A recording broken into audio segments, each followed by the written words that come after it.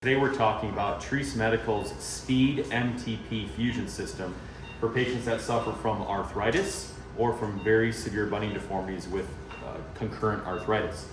So we can see in the picture here, this patient has arthritis in the great toe joint. You can tell how these joints are nice and wide, whereas this is very narrow with spurring. And when he tries to walk, that toe is unable to bend without jamming, which causes pain. So the most effective treatment for pain in the great toe joint with arthritis is to fuse that joint. It is actually the standard of care for this procedure. So when we're all finished, you'll see a plate on top of that joint, a nice straight toe, and the bumps that we see on the joint here will be gone. We've made our incision. We've opened the periosteum, which is the lining of the joint, as well as the capsule to expose the bone.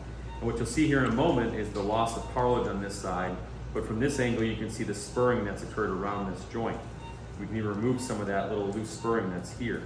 So what we'll be doing is removing a lot of this bump and this lumps that we see here that are causing pain and discomfort for this patient. So once we're completed with the procedure and we have the plate in place, there's a nice streamlined anatomy in this space so they don't rub on shoes or have irritation. So in this joint, there's very little cartilage remaining. You can see some cartilage at the bottom of the joint on either side.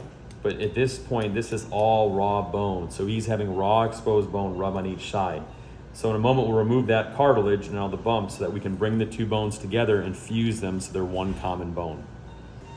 So here we have reamers. These reamers remove any remaining cartilage and they'll create two opposing surfaces that meet very well like two puzzle pieces. So you can see this spins, it's like an eagle talon with sharpened edges. We've already placed a pin down the canal to guide us in the proper direction, and now we're going to remove that surface.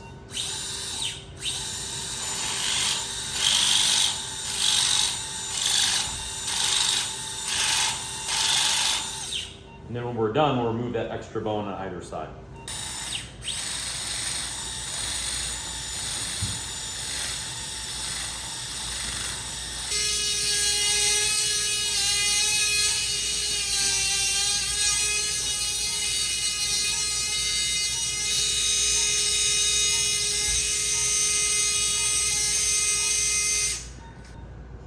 So at this stage, we removed any remaining cartilage down to what we call subchondral bone. The next step will be to drill holes in this so we can help the body to fuse those two bones together. By drilling small holes in the bone, we're going to be drawing some bone graft into the site to create better apposition of the two opposing surfaces. We'll also be allowing a little conduit for the healing cells of the body to cross that joint to help for faster fusion. So if we look at a quick picture of the x-ray over here, we look at our x-ray machine over here. You can see we've removed the cartilage on both sides, and we're going to bring those two edges together, just like so, to allow for fusion.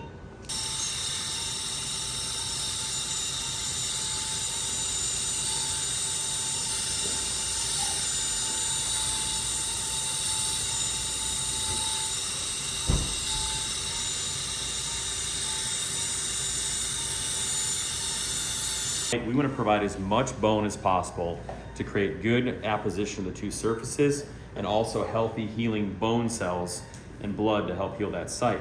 So the next step, we'll make a small incision in the heel here, which is going to go down to the calcaneus or the heel bone. And we're using a special device that's going to take bone from the heel. Now when we take that bone from the heel, the body will heal that just fine.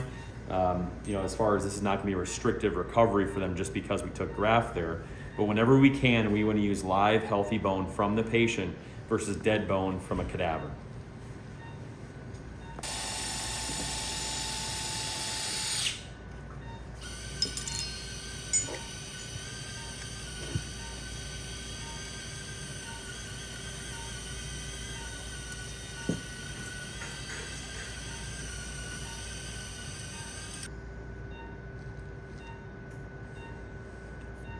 And there's our healthy bone graft.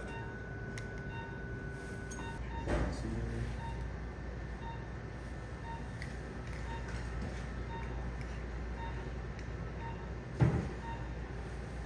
just going to spread that bone graft evenly across the surface.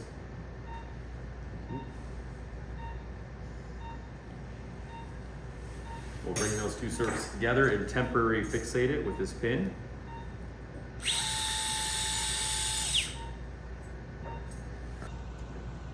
In order to create compression and an added stability, we place what's called a leg screw or a compression screw across the joint. So the plate will be going on top, and this goes across the joint right in the center, creating maximum compression at that area. So here's our guide for placement of the plate. This will go right over the top, and it goes central on the joint. That allows us to reduce the risk of irritation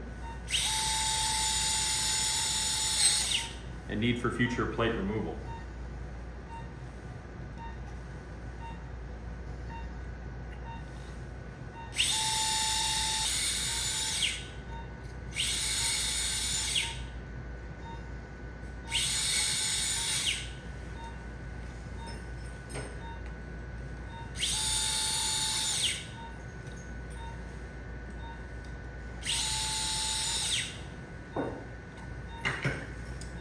Now here's our plate with its device that's designed to help impact this into the space. This device, once removed, will cause compression on the tines or little points of this, and that fusion needs that compression to help itself to heal.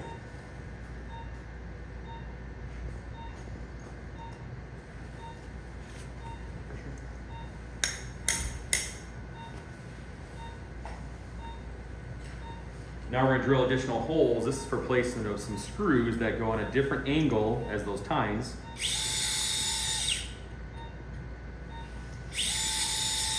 That adds some stability and reduces the risk of that plate wanting to pull out.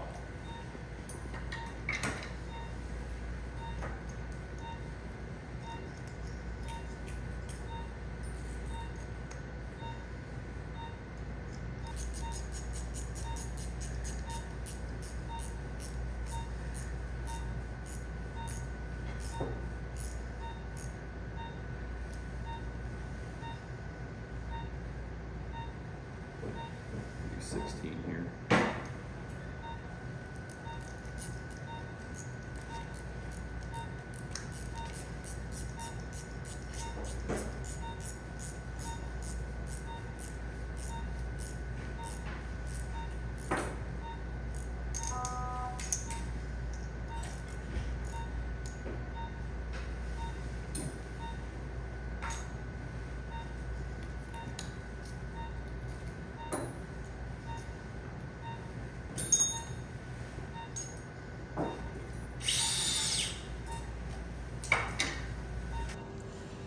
So we completed the procedure. We have the plate that has those special tines to create compression across the site. We're compressing that. We have some screws in there to also create added stability and strength in our leg screw. What will happen after this procedure is we're going to close the incision, which you'll see here shortly. But this patient will be in a walking boot for about 6 weeks, able to walk from day one to go to the bathroom, kind of bed to bathroom, couch to kitchen activity. By week 2, typically in my practice, they're in a boot without any kind of crutches, walking around the home. By 4 weeks, they should be walking heel to toe normally. During those 6 weeks, until that 6th week when they come out of the boot, they'll be on a knee scooter, and that is the SpeedMTP Fusion from Treace Medical.